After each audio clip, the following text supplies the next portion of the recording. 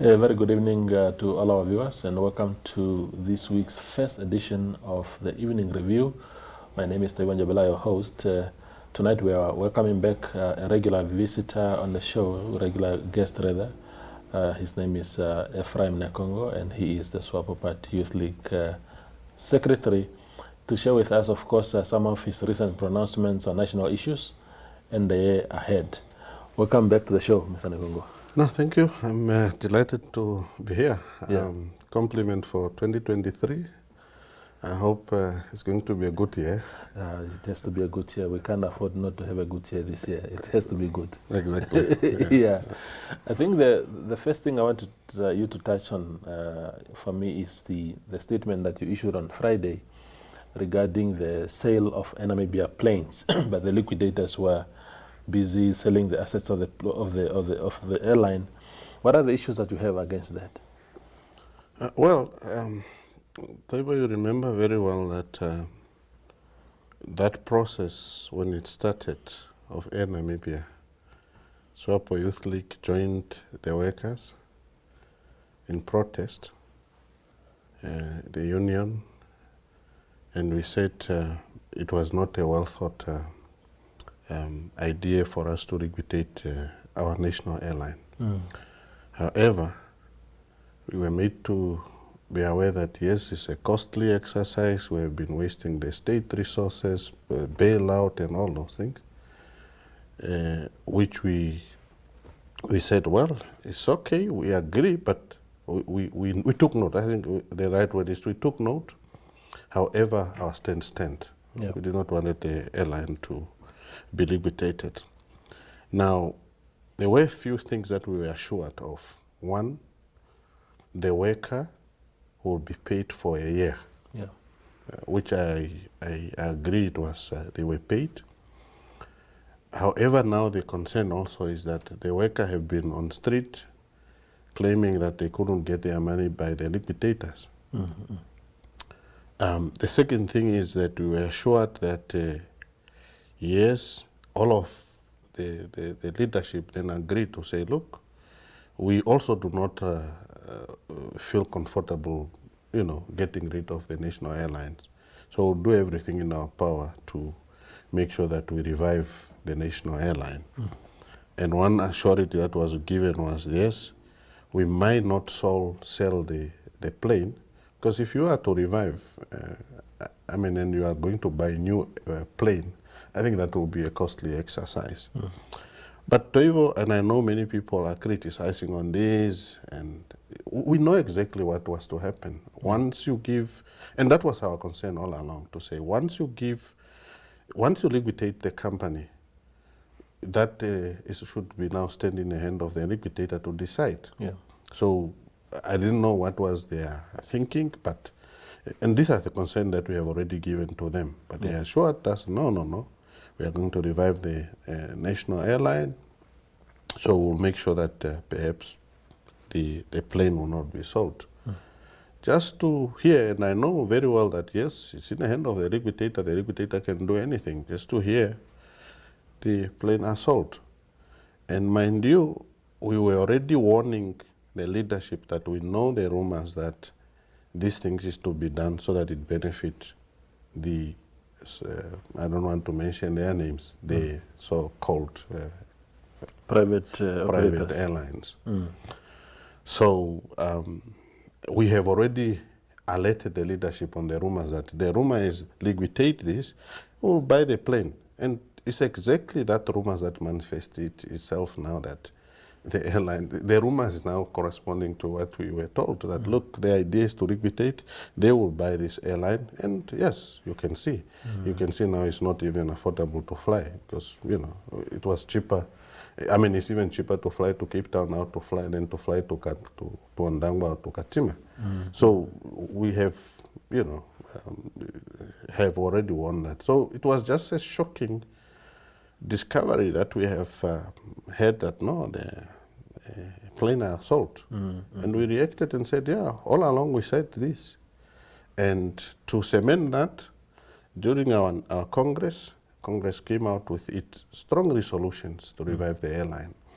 So that's the reason why, as a transmitting belt, we are worried that will that resolution will it be implemented? Or are we really going to buy the new airline, the new plane, or whatever the case might be? So it was just on that reactions that we felt a little bit uncomfortable, and we are perhaps taken for granted. Whether our views are taken or not, that is a story of another day. Yeah, but in a situation like that now, I must admit I haven't been able to read your entire statement, but are you calling for anything specific, or is it a foregone conclusion now that, look, the transaction is done, we just leave it there, or are you demanding certain action, including perhaps holding some people accountable? Well, we are just reminding the leadership that, look, you have said we are not going to go away to get rid of the plane, and we are going to revive the airline. So now that you are selling the airline, we are reminding you that we have these resolutions. How we are going to do it is a question of perhaps how are we going to do it if we are getting rid of the plane.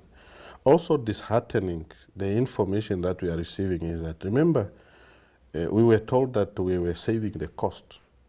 And maybe it's up to you now, as journalists, to find out how much did government pay so far to those planes. Yeah. Is it the 2 billion that we were told, or is it more than that? Yeah. If it's more than that, did we save the purpose for us to liquidate, or we were taken for granted? And perhaps I'm also putting this on the record to say, those who were at the helm of the Ministry of Enterprise, eventually they resigned. We are hearing rumors, which I do not want to say. Is this true? It's up to you to find out. Yeah, yeah. If somebody who was sitting at the minister position might have an interest on the other side, that could be I don't know, maybe it's because he's a white and you people are not interested. Dig the information. What is happening there? Yeah. Is it true, the rumors that we are hearing, or is it just rumors? If it's so true, then it's corruption. So I don't know why can it not be investigated. If I was sitting here and I was negotiating in my interest for my other entity to benefit, that could be corruption. I'm not comfortable with those rumors unless maybe they are not true, but I'm just putting it there. It's up to you guys to investigate. It is heartening me. I can't, in my entire life, generation will ask us and say, yeah, when you guys were there, this happened. How do you can't even now, you have many things that you are, for example, we are, what is the soccer that we want to co-host? What are you bringing in? You don't even have a national airline. The African Cup of Nations. Exactly. So there are many things that we could able to benefit. And you don't look at the airlines just, yes, it's a bailout, but I think it must also be taken to say, us as leaders, perhaps we were so reluctant. We couldn't hold those that were, in charge, accountable. How did we allow it to go to that extent? We don't want really to go into a blame game, but we are just saying the national airline must be revived. We want our Air Namibia back. In what format must Air Namibia be revived? Because, the version of the airline that was liquidated, that killed our country's finances. It was always 400 million a year, huge amounts of money. Look, I don't mind if... Why was it that? It's because of bad decision that was taken. Who went to sign that deals of those planes? That's where we must start, because the cost was because of this decision that was taken. By who? I don't know.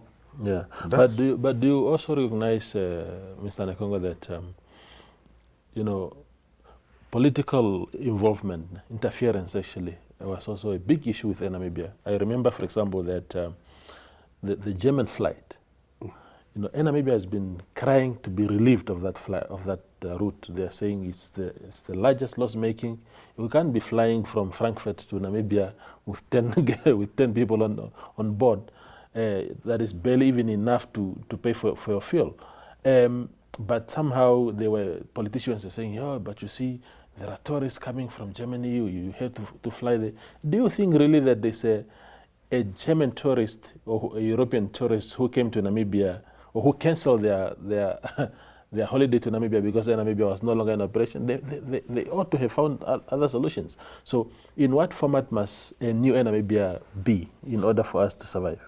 Well, as I said, these are decisions. I mean, this is our decision. This is our way. And can you tell me other people, for example, the new airline, why they find it profitable that they can able to fly in Namibia? Yes, if it was to cut out the German flight, why couldn't we do it? Yeah. For example, when we're talking about maybe transforming it even into a cargo.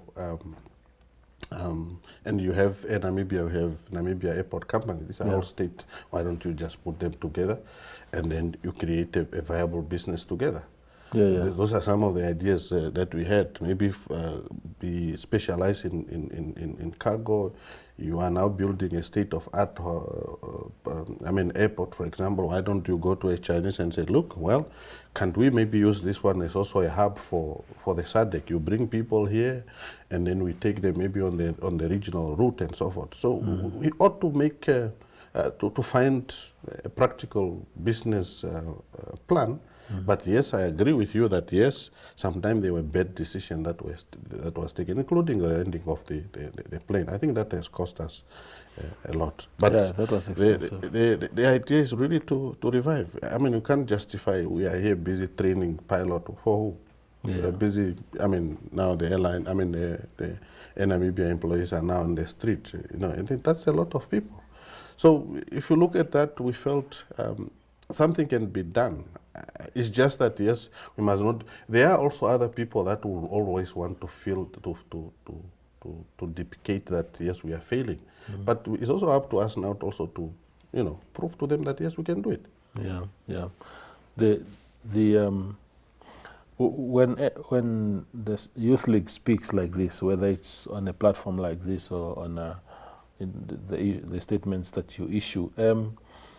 Are the leaders listening? I'm asking this question because you said at the beginning that you had actually warned, and I remember that time, you and NUNW, when you were fighting that time, you sat with the Prime Minister, you sat with other people saying, this shouldn't happen. And they went ahead. And somehow you are vindicated now in some way, but the train has left now. Are they listening to you? Well, it's up to them. So I will not force them to. The reason why the Youth League was created, it was created for a purpose. Yeah. If you don't want to listen to your children, well, it's okay. But all what we are doing everything in our power. And what we do is not only statement. And remember, the last term, we were never coming to statement. We were quiet because we were doing things with the leaders. We were talking to the leaders with a hope of issue to be resolved.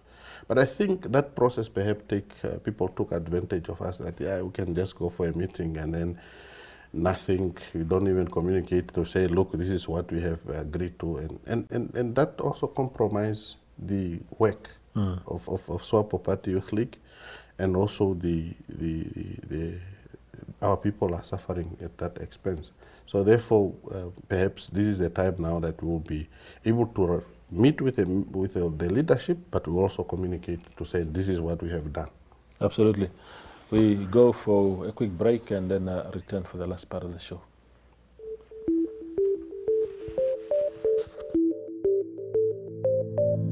NMH at 1 brings you news from all corners of Namibia. NMH at 1 aims to reach viewers countrywide who are interested in current affairs in a short and sweet format.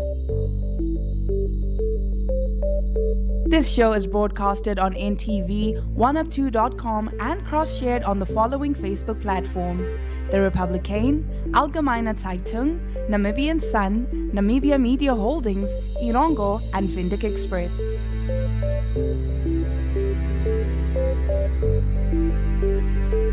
To share your news or advertise on this platform, contact NMH1 at synergy.com.na. NMH at 1. your lunchtime news companion.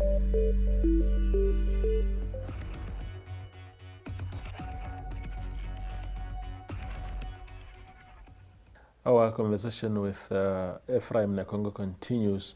One of the things also that I want you to touch on, and you have already publicly pronounced yourselves as a youth league, is the results that came out now for the national exams, where 85% of the learners, young people, have actually failed. Just your take. What is your take on that? It's very worrying. Yeah, I think we said it already in our statement. You call them salary collectors. Yeah, collectors. I know that. I was expecting that. And I know many of our colleagues as teachers, they were very angry of the word salary collector. Yeah. Maybe it's also high time that I must also say yes. Sometimes we can also be radical because we were angry. Yeah. I mean, the result, nobody can be happy with the result. And you know, when sometimes you anger and sometimes you don't know maybe how do you pass that anger, that can also happen. Maybe our apology, a little apology for salary collector, because maybe we did not have our correct fact and so forth. Yeah. But now that we know, the fact remains. Whether we call people salary collector or not, the fact remains 85% of people failed. Yeah. Imagine if you are a teacher and the whole class did not pass. Well, I don't know how to call you. I can't call you a salary collector, but just imagine for the whole year, 12 months, Yeah. you've been waking up every morning, going to work, and all of a sudden nobody passed.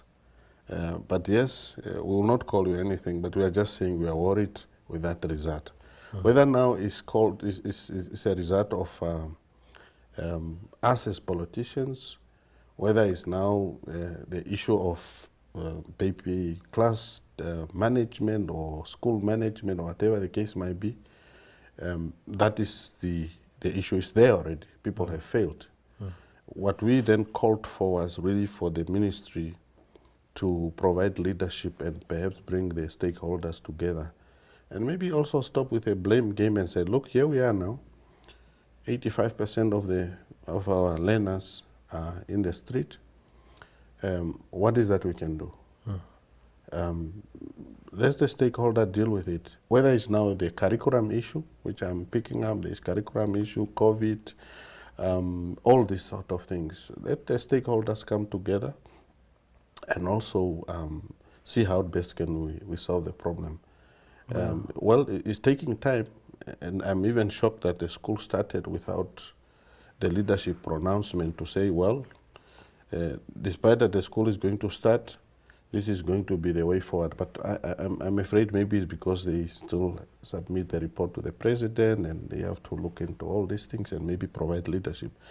But it's our collective feeling that the leadership will provide leadership and will able to resolve this issue. Yeah. I think our stand is that we can't send our people on the street. Something must be done.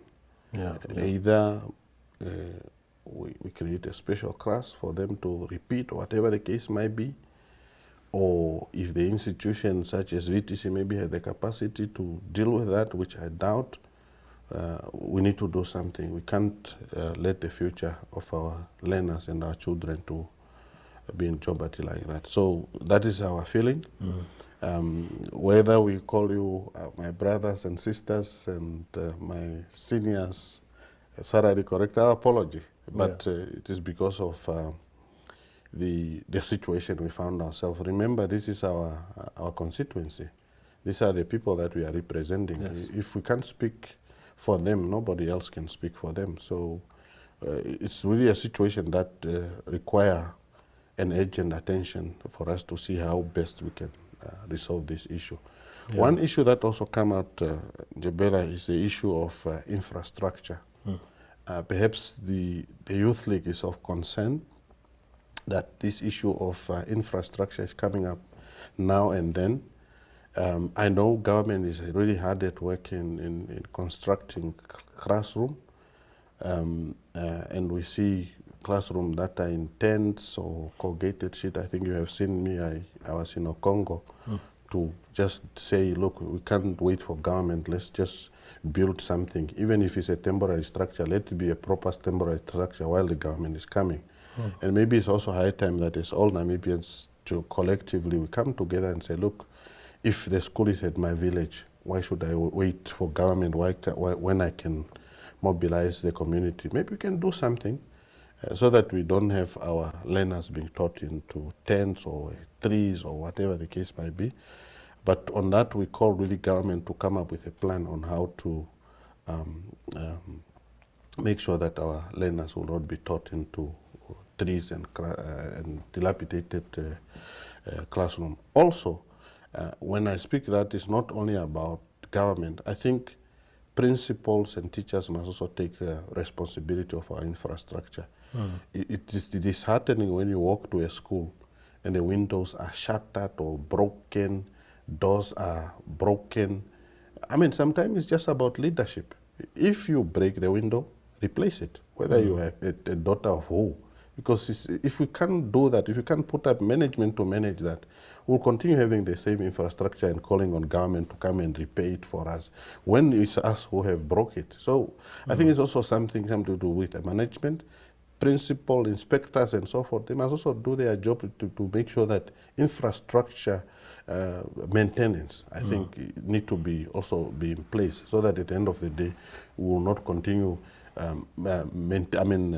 renovating another school instead of building another, block or so.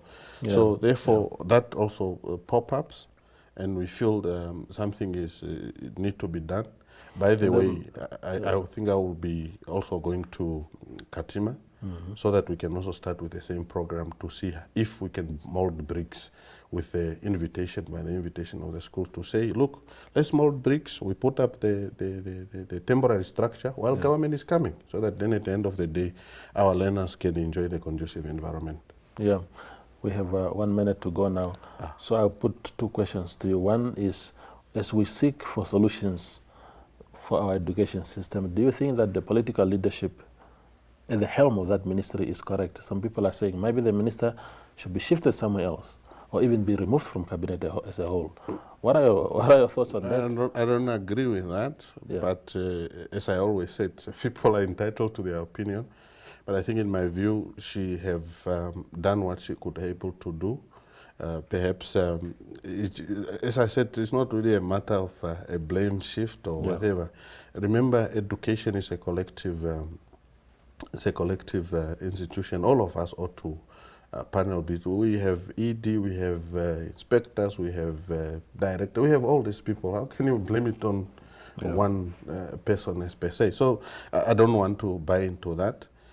Perhaps it's just to say collectively we need to come together and see how best we can improve our education system. Yeah, briefly, 30 seconds. What can we expect from the Youth League this year? A lot. Last year we did what we're supposed to do, but this year we are going to do things a little bit different. We won those that in leadership that we are not going to spare anybody this time around. It's a matter of bread and butter issue. If you are not performing, unfortunately we are not going to be friendly to anybody. We'll talk what we need to say. We will need to say what people do not want to hear. If you are not performing, we'll talk about it. If you are performing, well, we will not talk about you. But as a youth league and the transmitting belt of the party, we will be championing the implementation of the Swapo Party manifesto without fear or favoring anybody. Wonderful. Thank you, Ephraim, for coming. Well, I appreciate your time, really. Thank you very much, and good evening to your viewers. Yes, you heard it from the men. Good evening to all of you. Thank you for watching.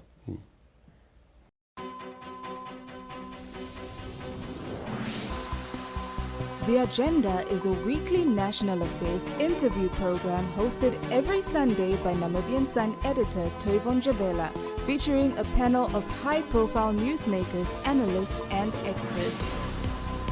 The Agenda aims to reach high-end news consumers seeking informed understanding of national issues. This show is broadcasted on NTV, 1up2.com, and the Namibia Media Holdings Facebook platform. The agenda focuses on interviews where we put the nation in the hot seat. Contact agenda at synergy.com.na to get your product and service in the hot seat. The agenda, focused on today's conversation.